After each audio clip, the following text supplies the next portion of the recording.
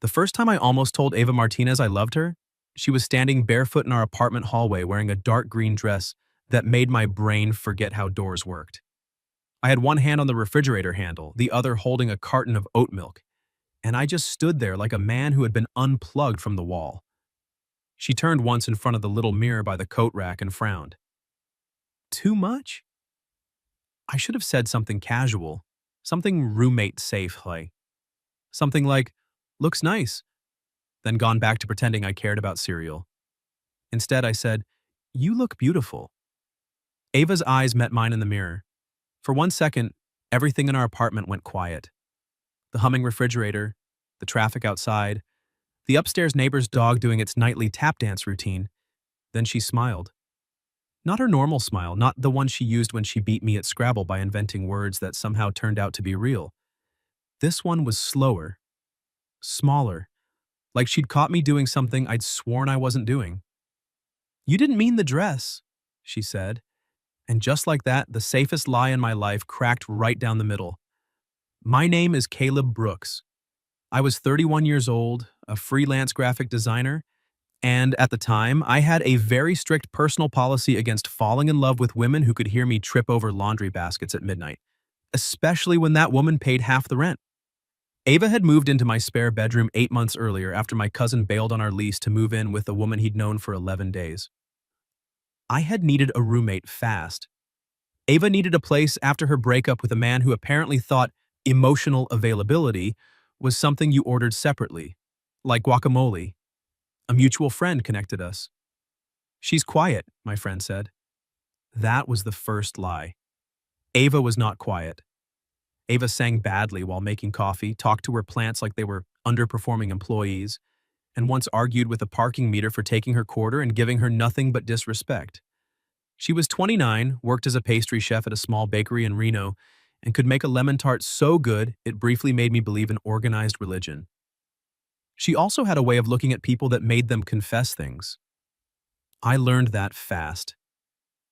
On her third night living with me, she found me eating cold pizza over the sink at 1 in the morning and asked, "Are you always this glamorous, or is this for my benefit?" I said, "I didn't want to intimidate you too early." She took the slice from my hand, took a bite, and said, "Too late. I'm overwhelmed." That was how it started. Small jokes, shared leftovers, her bakery schedule overlapping with my insomnia. She'd come home smelling like sugar and butter, kick off her shoes, and tell me stories about customers who asked if croissants were supposed to have layers. I'd tell her about clients who wanted logos that were modern but also ancient, and blue but emotionally warmer. Somewhere along the way, we became each other's end-of-day person. Not officially, never out loud. That was the problem. I had rules, good rules, sensible rules. Don't date your roommate. Don't fall for someone still healing from a breakup. Don't confuse domestic comfort with love just because she knows how you take your coffee and once bought the good brand of laundry detergent without being asked. But rules are a lot easier to respect when the person across the hall doesn't come home laughing at midnight with flour on her cheek and say, "Don't look at me like that, Brooks. I fought a baguette and lost." So I got good at looking away. Until the dress. The dress was for her ex-boyfriend's engagement party. Yes, you heard that correctly. Her ex, Jordan, had invited her because people with spotless teeth and no shame do things like that. Apparently, he was marrying the woman he'd started emotionally connecting with while still living with Ava. Ava had laughed when she told me, not a real laugh, the kind people use when they've decided they'd rather be funny than honest. "I'm going," she said 2 weeks earlier, standing at the kitchen island and rolling cookie dough between her palms. "I refuse to be the sad ex-girlfriend who hides." "You could also refuse to attend the emotional circus," I said. She pointed a dough-covered finger at me. "That sounds like something a sad ex-girlfriend who hides would say. That sounds like something a man with common sense would say. Common sense is overrated. So is being mature in public." She smiled at that, but I saw the flicker underneath. Hurt, pride, the old wound pretending it had scarred over. I almost offered to go with her then. Almost. But I didn't trust myself. I knew exactly how I'd behave if I had to stand next to her while Jordan acted like losing her had been a minor scheduling conflict. So I said nothing, and now here she was, the night of the party, standing in our hallway looking like every bad decision I had spent 8 months not making. The dress had thin straps, a soft neckline, and a slit that wasn't dramatic until she moved. Her dark hair was swept to one side, showing the curve of her neck and a small gold earring I'd never seen before. She touched it self-consciously. My sister said these made me look expensive. They do. Good. I'm going for emotionally stable but financially intimidating. That's a strong brand? I thought so. She turned from the mirror and faced me. So? So what? Is it too much?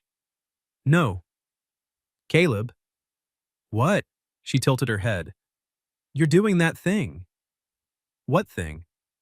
The thing where you answer like there's a lawyer present. I put the oat milk back in the fridge and closed it, mostly so I could do something with my hands. It's not too much. Her eyes narrowed with playful suspicion. That's still not an answer. It's the answer I'm legally prepared to give. Ava laughed, and the sound hit me in the ribs. Then her smile faded just a little. You really think I look okay? There it was, the soft part beneath the armor. I leaned back against the counter and tried to keep my voice steady. Ava, you don't look okay. You look like the kind of woman a man regrets losing for the rest of his life. Her lips parted. I realized too late what I'd said. Not funny, not safe, not roommate approved. The air changed between us. Ava took one slow step towards me, we'll see. The hallway light caught the green of her dress, and for a second she looked less like someone going to a party and more like someone standing at the edge of a question. That was dangerously close to sincere, she said. I've been known to slip. Only with me? I swallowed. Mostly with you. She looked down, smiling like she didn't want to, then back up at me. That was when I said she looked beautiful. And that was when she said, You didn't mean the dress. I could have denied it. I should have denied it. Instead, I looked at her standing 3 feet away from me, wearing perfume that smelled like vanilla and orange peel, looking braver than she felt, and I got tired of being careful. No, I said quietly. I didn't. Her smile disappeared, not in a bad way, in a way that made my heart start acting like it had somewhere urgent to be. Ava stepped closer, close enough that I could see the tiny shimmer at the corner of her eyeshadow, close enough that if I lifted my hand I could touch her waist. You know, I was hoping you'd say that, she whispered. My whole body went still. What? She gave a nervous little laugh and looked toward the front door like it might save her from what she'd just admitted. I tried on 3 dresses. Okay. I came out here because I wanted your opinion. That's normal. No. She looked back at me. I came out here because I wanted you to look at me the way you just did. There are moments in life when a man discovers he has been both blind and arrogant. Blind because he didn't see what was right in front of him. Arrogant because he assumed he was the only one suffering nobly in silence. I said her name, but it came out rough. Ava? She hugged her arms around herself, suddenly shy in a way I had never seen from her. Don't make that face. What face? The one where you're about to do the responsible thing. I almost laughed, but it got stuck in my chest. I'm trying very hard not to. Good, she said, because I'm tired of both of us pretending this apartment doesn't feel different when the other one comes home. That sentence landed so deep I couldn't answer right away. Outside, a car passed with music thumping low through the glass.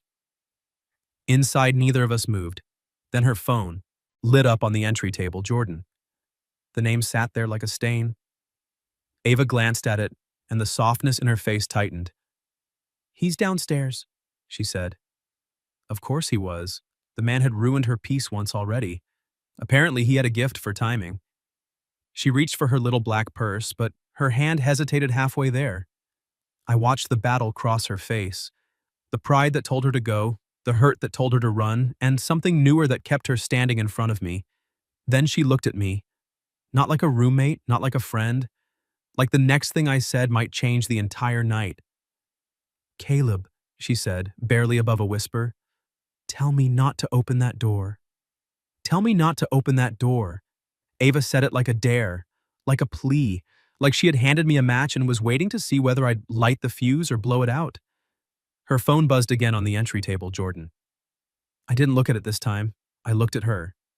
If I tell you that, I said, it can't be because he's downstairs. Her brow creased. What does that mean? It means I'm not interested in being the man who blocks a door because another man is on the other side. I took a breath. I'll tell you not to open it if you want to stay. Ava's eyes softened. That's annoyingly mature. I'm as surprised as you are. The corner of her mouth lifted, but her voice was quiet when she asked, what if I don't know what I want? I stepped closer, slow enough that she could move away if she wanted. She didn't. The apartment seemed smaller than it had 5 minutes ago. Warmer, too. The air between us felt full of all the ordinary things that had betrayed us.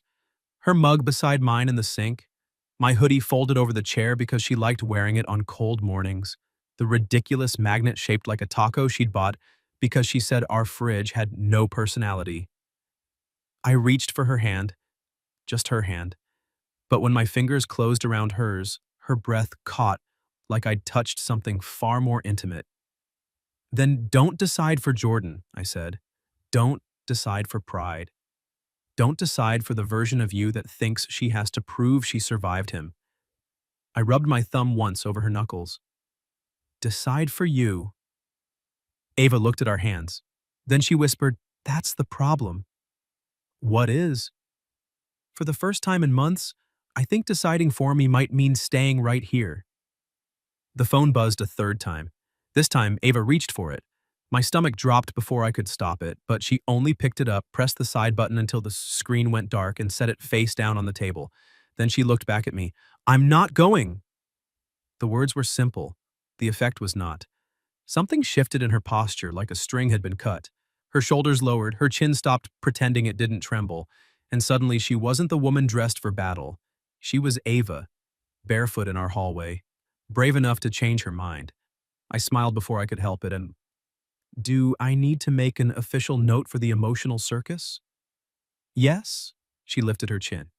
Dear Circus, the sad ex-girlfriend has elected to eat snacks in a superior location. I'll draft it immediately. With legal language? Obviously. Her laugh came out shaky, and I wanted to kiss it steady. That thought must have shown on my face because her smile faded again. Not gone. Just waiting. Caleb, she said. Yeah? If I stay, I don't want to spend the night pretending you didn't just look at me like that. My pulse hammered once. What do you want to do? She took a step closer. I want you to stop being so careful.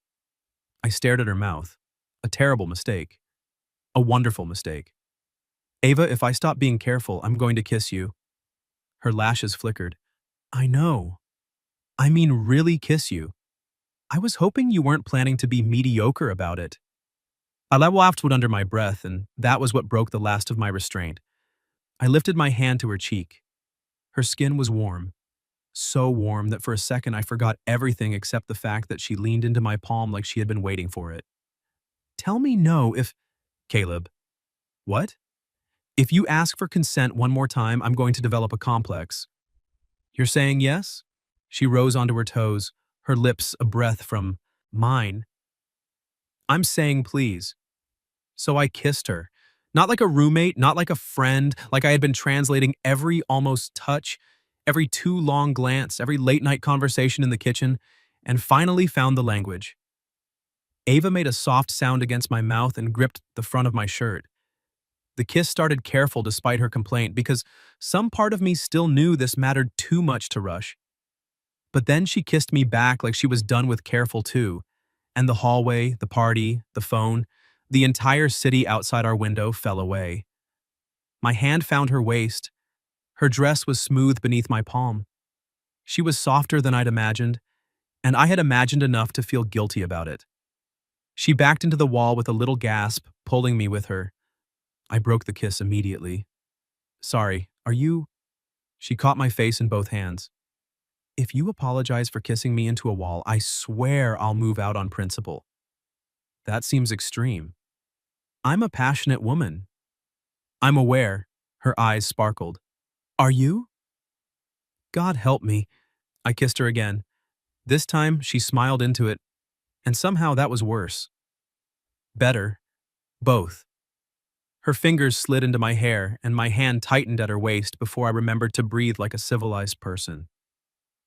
When we finally separated, we stayed close, forehead to forehead, her hands on my chest, my thumb tracing the side seam of that dangerous green dress.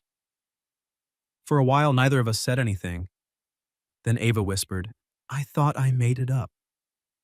What? This. She tapped one finger lightly against my sternum. You, me. The way it felt sometimes. You didn't. I told myself you were just kind. I'm not that kind. She laughed softly. I brushed my thumb along her cheek. I told myself you needed a friend. I did. I know. But not only a friend, she said. There it was again. That brave honesty. The thing I loved most about her, even when it scared me. I wanted to be more, I admitted, for a while. How long is a while? I considered lying to preserve what remained of my dignity. Then I looked at her mouth and decided dignity was overrated. Since you stole pizza from me over the sink. Ava blinked. Then she burst out laughing. That was my third night here. I'm aware. You've been emotionally compromised for 8 months? I prefer quietly doomed. She laughed harder, tipping forward until her forehead landed against my chest. I wrapped my arms around her because I could now. Because she let me. Because she fit there with a terrifying ease. After a moment, her laughter faded. Her voice came muffled against my shirt. I don't want to mess this up. The fear in her words sobered me. I held her a little tighter. Neither do I. We live together. I noticed. If this goes badly, then we handle it like adults.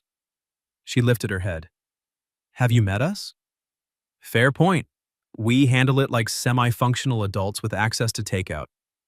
That earned me a smile, but it didn't erase the worry. I tucked a strand of hair behind her ear. We don't have to decide everything tonight. We don't have to label it before midnight, but I don't want to pretend tomorrow that this didn't happen. Her eyes searched mine. You mean that? Yes. Because I can do slow, she said. I can do careful. I just can't do confused on purpose. The sentence hit me squarely. I bent and kissed her once, soft and certain. Then we won't. Ava exhaled like she had been holding that breath for months. Then her stomach growled. Loudly. We both looked down. She closed her eyes. That was not romantic. I disagree. Very human. Very vulnerable. I skipped dinner because of the dress. The dress is officially my enemy. She smirked. You didn't seem hostile toward it earlier. I have complicated feelings. I offered my hand. Stay in the dress. I'll make grilled cheese. Her eyes lit. Is that your seduction strategy? It has worked on exactly no one before tonight. Lucky for you, I'm vulnerable to melted cheddar. So we went to the kitchen hand in hand, like crossing that 10-foot stretch of apartment was a first date. Ava sat on the counter while I buttered bread. Her bare foot brushed my thigh once. Maybe by accident, maybe not. When I looked at her, she smiled. You're blushing, Brooks. I'm standing near a stove. That isn't on yet. Technicalities. She laughed and I leaned over to kiss her again because now I could. And because she looked at me like she wanted me to. Halfway through burning the first sandwich, her phone lit up again in the hallway. Neither of us moved. Ava looked toward it, then back at me. Let it ring, she said. So I did. And when the apartment filled with silence again, I kissed her in the kitchen, tasting butter and nerves, and the beginning of something we could no longer pretend was ordinary. By midnight, Ava was still in the green dress.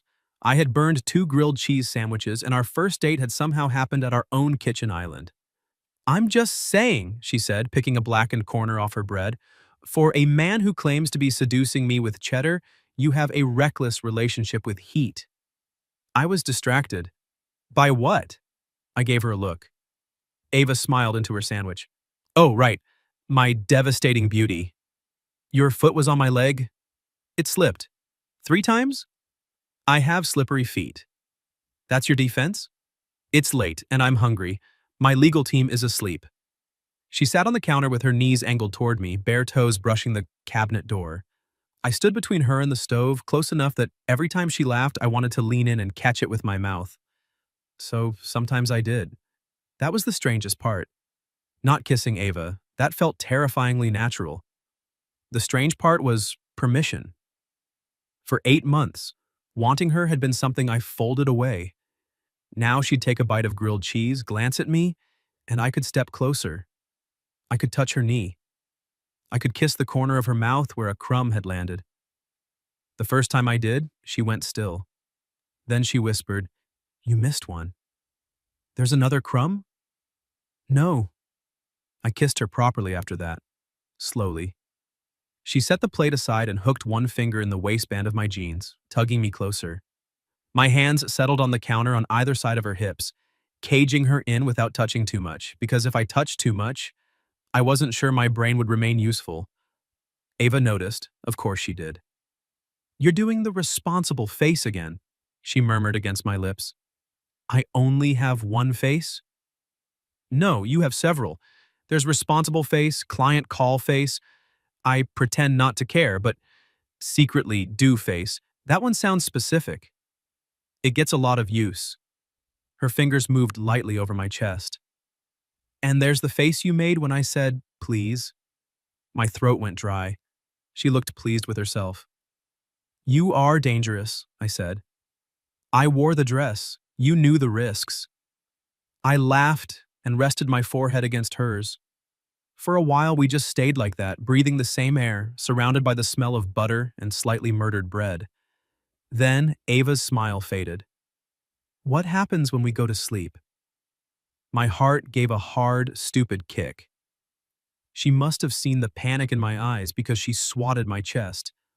"Not like that. I mean, do we say goodnight and go to separate rooms like normal? Do we pretend we didn't spend the evening making out beside a frying pan?" "I don't want to pretend." "Me neither. But I also don't want you to feel rushed." Her expression softened. "I don't." "Good." "I feel scared," she admitted, "but not rushed." That was enough to stop every clever thing I might have said. Ava looked down at her hands. "After Jordan, I kept wondering if I'd missed all the signs. If I made myself easy to fool because I wanted to be loved so badly." She swallowed. "And then with you, I kept thinking, this feels safe. This feels real. But what if that's just me wanting something again?" I touched her chin gently, lifting her gaze to mine. "I can't promise I'll never hurt you by accident," I said. "I'm going to say the wrong thing sometimes. I'll probably forget important bakery drama names. I will definitely keep loading the dishwasher in a way you find morally offensive. You put bowls on the bottom rack, Caleb." "I'm a work in progress." Her mouth twitched. "But I won't make you feel foolish for wanting love," I said. "Not ever." Her eyes shone. She slid off the counter, landing close enough that her dress brushed my jeans. Then she wrapped her arms around my waist and pressed her cheek to my chest. I held her there. No performance, no heat. Just her body against mine and the quiet knowledge that she had trusted me with the softest part of the wound. After a minute, she said, "You remembered it was a bakery drama?" I listened. "I know." Her voice was small. "That's part of the problem?" I kissed the top of her head. We turned off the kitchen lights and stood in the hallway outside our bedrooms like teenagers at the end of a date, except the date had happened 20 feet from where we paid utility bills. Ava leaned against her doorframe. "This is ridiculous." "Completely. We live here." "Unfortunately for dramatic tension, yes." She toyed with the strap of her purse, though she wasn't going anywhere now. "Ask me out." I blinked. "What?" "Properly." Her chin lifted. "If we're doing this, I want a date that doesn't involve you scraping carbon off bread." That was artisanal char. "Ask Brooks." I stepped closer. Ava Martinez, will you let me take you on a date tomorrow? Her smile bloomed slowly. Where? You're negotiating before accepting? I'm a modern woman. Dinner. Somewhere with candles and no smoke alarm? Ambitious. And afterward, if it goes well, I'll walk you all the way home. To our apartment? I'll take the scenic route through the mailboxes.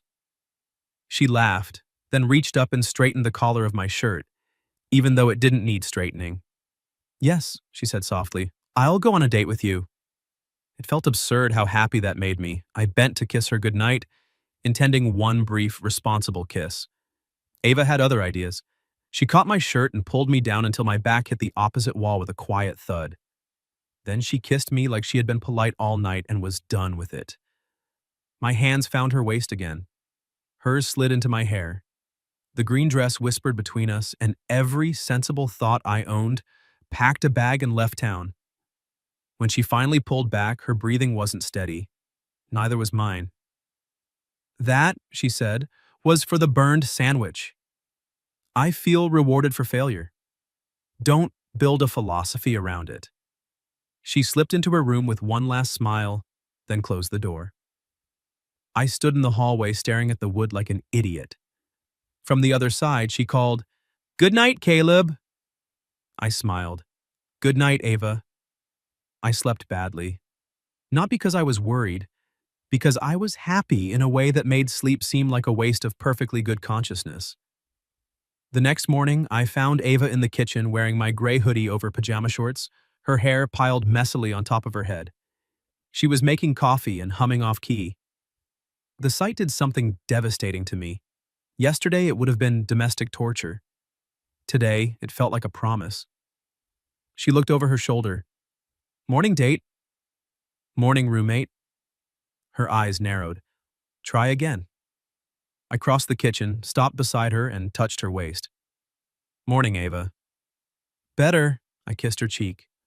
She turned her face at the last second, catching my mouth instead. Coffee sputtered in the machine beside us. "Careful," I murmured. "We're near hot liquids." "I live dangerously." "You have slippery feet. We established this." She laughed and handed me a mug. We drank coffee standing shoulder to shoulder, her hip leaning against mine. It was simple, almost painfully simple, and maybe that was why it felt bigger than the kisses. Because this was morning. This was after. This was choosing it again in daylight. Ava glanced at me over her mug. I should probably text Jordan. My body tensed before I could stop it. She noticed and nudged me with her elbow. Not for permission, for closure. "What are you going to say?" "That I'm sorry for not coming, but I'm not available for old performances anymore." I smiled. "That's good." "And then I'm blocking him for the day because I have a date with a man who owes me unburned dinner." "For the day?" She shrugged, playful but firm. "Maybe longer. Depends how good the candles are." She typed the message at the counter while I stood beside her, not touching, not hovering. When she sent it, she set the phone down and exhaled. Then she reached for my hand. I gave it to her. "Okay," she said, squeezing once while saying, "Now distract me." I lifted our joined hands and kissed her knuckles. "I can do that." Her phone buzzed before I could say anything else. Once, then again, then again. Ava looked down. Her smile disappeared. I didn't ask to see it. She showed me anyway. Jordan had sent 4 words. "You're making a mistake." Ava stared at the screen, then slowly looked at me. For one heartbeat, the old hurt flashed across her face. Then she turned the phone over, stepped into my arms, and pressed her forehead to my chest. "I'm not," she whispered. I wrapped myself around her. "No," I said, kissing her hair. "You're not." Ava stayed in my arms for a long time, not shaking, not crying, just quiet in a way that told me she was putting something down she had carried too far. I rested my chin lightly on her hair. "Do you want to talk about it?" "No." "Do you want me to insult him creatively?" A small laugh moved against my chest. "Maybe later. I've been saving material." I know, you mutter things when you think I can't hear. That's because your ex has a very mutterable face. She tipped her head back and looked up at me. Mutterable? I stand by it. Her smile came back slowly. Then she reached behind her without looking, grabbed her phone, and powered it off. There, she said. Closure can sit in the dark for a while. I brushed my thumb along her jaw. How do you feel? Like I want tonight to be ours. Her eyes searched mine. Not a reaction to him. Not a reward for surviving something. Ours. That was the moment I understood something important. If I wanted Ava, I couldn't just be the man who appeared when someone hurt her. I had to be the man who chose her when the room was peaceful too. So I kissed her. Not to distract her, not to comfort her, because it was morning and she was standing in my hoodie with coffee on her breath and courage in her eyes, and I wanted her so badly it made my hands careful. When I pulled back, I said, "Tonight is ours." Her gaze dropped to my mouth. Good. Also, I'm going to need several hours to become dateable. You own one nice shirt. I own two. One is nice, one is ambitious. Cruel. Honest. By 7 that evening, I was wearing the nice shirt. Ava noticed immediately. She stood in the hallway in black jeans, ankle boots, and a cream sweater that slipped off one shoulder, like it had been designed by someone personally invested in my downfall. Her hair was loose this time. Her lipstick was soft red. No armor, no green dress for battle. Just Ava. I forgot my keys in my hand. She gave me a slow once-over. The shirt survived. You sound surprised. I'm proud. It's different. You look... I paused. Her brows rose. Careful, Brooks. I stepped close enough to catch the vanilla scent of her shampoo. You look like my date. That did what beautiful hadn't quite done. It made her blush. Good answer, she whispered. We took separate steps out the apartment door because pretending to be normal still had a little muscle memory. Then, in the elevator, Ava reached for my hand. Her fingers slid between mine. I looked down. She looked straight ahead, smiling. Don't make it weird. I would never. You're making it weird internally. Extremely. The restaurant was small, warm, and exactly candlelit enough to make me look like I had planned it instead of panicking through like 43 online reviews.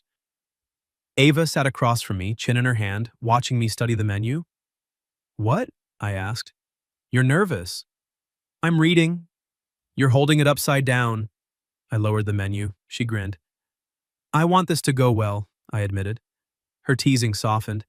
It already is. We haven't ordered. Caleb? She reached across the table and put her hand over mine. Candlelight glowed against her skin. I said yes before the appetizers. Something in my chest eased. The waiter came. We ordered too much food. Ava stole an olive from my plate and claimed it was date tax. I told her that if we were taxing things, I was claiming half her dessert. She told me she'd see me in court.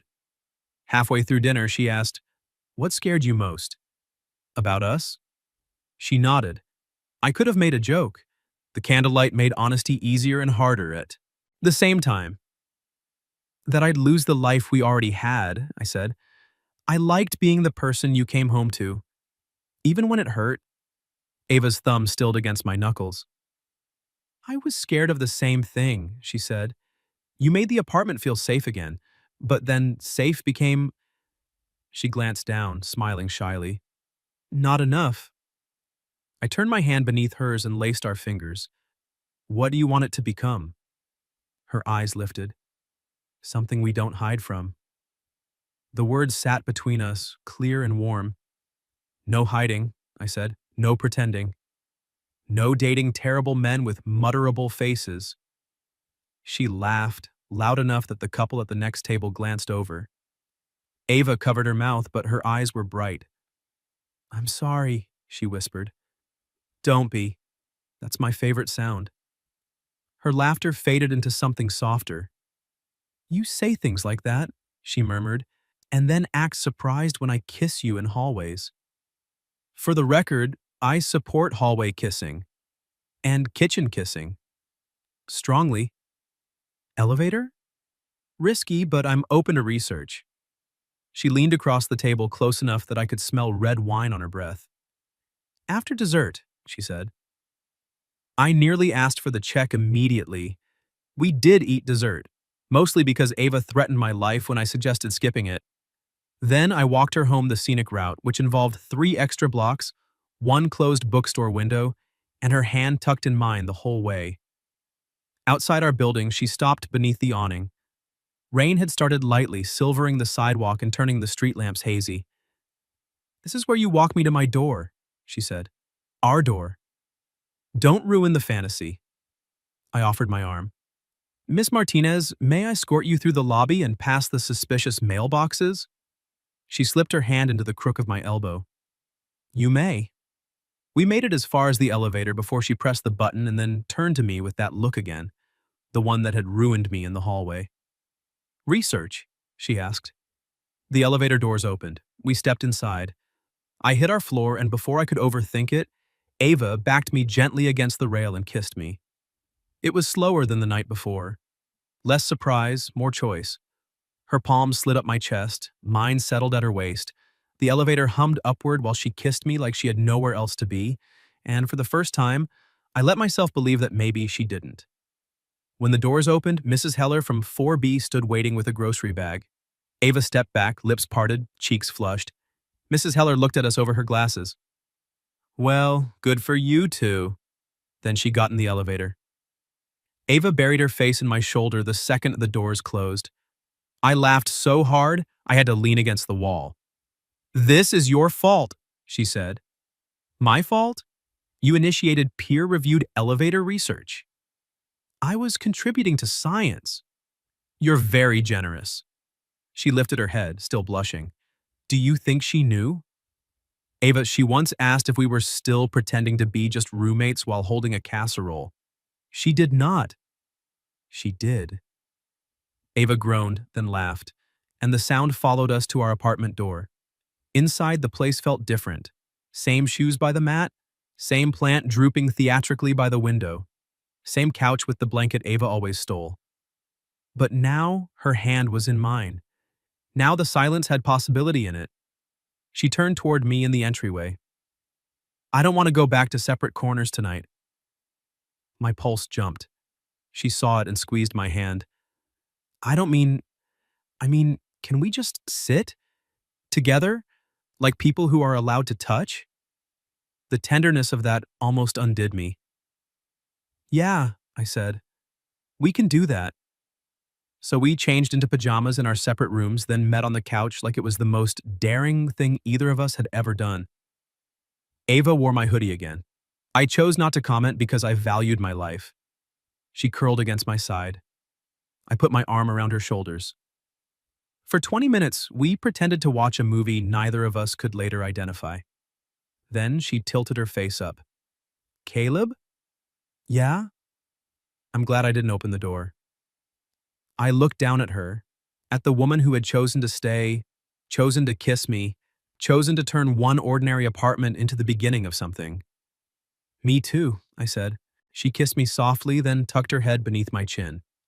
For a while, there was nothing but the movie murmuring and the rain at the windows. Then Ava's powered-off phone, still lying on the entry table, lit up by itself. A missed call notification. Then another. She saw it at the same time I did. Her body tensed against mine. I didn't reach for it. I didn't move. Ava took a breath, then settled back into me on purpose. Not tonight, she said. I kissed her temple. Not tonight, I agreed. The phone lit up 3 more times before the movie ended. Ava stayed against me through all of them. I felt every tiny flinch she tried to hide, every breath she took before choosing not to reach for it. And because I was learning her, really learning her, I understood that this wasn't weakness. This was withdrawal from an old habit. For a long time, Jordan had taught her that his urgency mattered more than her peace. Now she was teaching herself the opposite. When the credits rolled, she sat up slowly. I should look. You don't have to. I know. She glanced at the entry table. That's why I can. I followed her to the hallway but stopped a few feet away, close enough to be there, far enough to let it be her choice. Ava picked up the phone. Her face changed as she read, not fear, annoyance. Oh, for heaven's sake. That sounds less ominous than expected. She turned the screen toward me. Jordan had left a string of messages that began with wounded dignity and ended with the least romantic sentence I'd ever seen. You still have my camping cooler.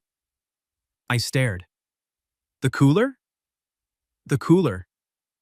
The emergency was a cooler? Apparently a very emotionally significant cooler.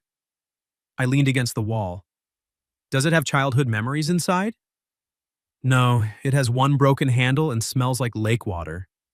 Ava's mouth twitched. Then she started laughing. Not the brittle laugh she'd used when she first told me about the engagement party. Not the defensive one. A real laugh.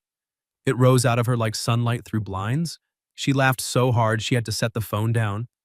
I laughed because she was laughing and because somehow the monster at the edge of the room had turned out to be a man in formal wear demanding a plastic box. When she finally caught her breath, she wiped beneath one eye. I gave that cooler to my cousin in May. Scandalous. I hope Jordan and the cooler find peace. Do you want to answer? She looked at the phone for a long moment. Then she picked it up, typed, and showed me before sending. I don't have it. Please don't contact me again unless it's truly necessary. I'm moving forward and I wish you well. I read it twice. That's generous, I said. It's for me, not him. Then she sent it. A second later, she blocked his number. The apartment didn't change. No thunder, no choir, no dramatic shift in the lighting. But Ava did. She set the phone down, turned to me, and slipped her arms around my neck. I feel lighter, she whispered. I held her waist. Good. And a little ridiculous. Also good. And very aware that we still have half a date night movie to ignore. I smiled. Is that an invitation? It's a warning. She kissed me before I could answer. There was relief in it, but not only relief. There was choice. Heat. Her fingers at the back of my neck, my hands at her hips. The quiet, astonishing fact that no one was waiting downstairs, no old story was pulling her away, and no door needed opening except the one between what we had been and what we were becoming. We went back to the couch. This time, we didn't pretend to watch anything. We talked until 2 in the morning, about boundaries and rent, and what would happen if we fought, about how neither of us wanted to rush just because we already knew which cabinet held the coffee filters. Ava admitted she was afraid people would think she had just replaced one man with another. I told her anyone who thought that didn't know her. She touched my cheek and said, "You make it very difficult to be cynical." I apologize. No, you don't. No, I don't. She smiled, then grew serious. I'm choosing this, Caleb. Not because you're convenient. Not because you're here. Because you're you. That ruined me a little, so I told her the truth I'd been carrying since the green dress split my life into before and after. I'm in love with you. Her eyes filled instantly. I panicked. Too soon? No, she shook her head, laughing through the tears. Terrible timing. Very you. I can take it back temporarily. Don't you dare. She climbed into my lap like she had every right to be there, and maybe she did. Her hands framed my face, soft and trembling. I'm in love with you too, she said. I think I have been for a while. I was just scared to name it. Since the pizza? Absolutely not. You were eating over the sink like a raccoon. A handsome raccoon? A concerning raccoon. I laughed, and she kissed me quiet. That night, we fell asleep on the couch tangled under one blanket, her head over my heart and my hand resting on her back. I woke once before dawn to the blue hush of the apartment and the weight of her beside me. For the first time in years, home didn't feel like a place I kept tidy for survival. It felt like a person breathing softly against me. By the following spring, Ava and I had become terrible at pretending we were only roommates. Mrs. Heller from 4B brought us another casserole and said, "For the happy couple," then winked so aggressively I worried about her eye. Ava took over half my closet one sweater at a time and claimed it was natural migration. I learned not to put bowls on the bottom rack. She learned that my client call face did not mean I was mad, only that someone had asked for a logo that felt more whispery. We still moved slowly in the ways that mattered. She kept her room for a while, then one night, after a long shift at the bakery, she stood in my doorway wearing fuzzy socks and my gray hoodie and said, "This is stupid." "What is?" "Having two beds when I only want to sleep in one." I lifted the blanket. She climbed in. No grand speech, no dramatic music, just her cold toes finding my leg and my heart doing that foolish, loyal thing it did whenever she chose me. A year after the green dress, I came home to find Ava standing barefoot in the hallway again. Different dress this time. Soft blue, summer light, her hair pinned up badly because she had no patience for pins. She turned in front of the mirror. "Too much?" I set down my keys. "Some moments return to you, but kinder." I walked to her slowly. She watched me in the mirror, already smiling. "You look beautiful," I said. Her eyes warmed. "You didn't mean the dress." "No," I said, wrapping my arms around her from behind. "I never do." She leaned back against me, laughing softly, and our reflection looked nothing like an accident. It looked like the life we had built from one honest sentence, one unopened door, one burned sandwich, and the courage to stop pretending. Outside, the city kept moving. Inside, Ava took my hand and held it against her heart. And this time, neither of us looked away. What would you have done if your roommate walked out in that dress, asked if it was too much, and you realized your answer wasn't about the dress at all? Have you ever experienced something like that where one honest moment changed a relationship? Tell me your story in the comments. If you like this one, leave a like, subscribe, and I'll see you in the next video.